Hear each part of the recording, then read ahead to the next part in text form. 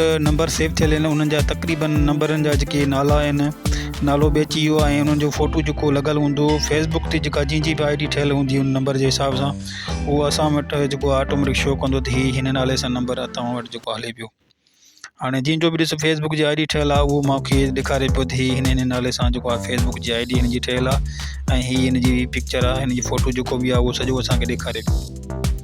इन हिसाब सां तव्हां बि पंहिंजो जेको आहे को बि माना नंबर अगरि सर्च करणु चाहियो था कंहिंजे नाले ते आहे त उहो बि तव्हां करे सघो था।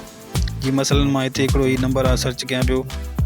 0331 34 30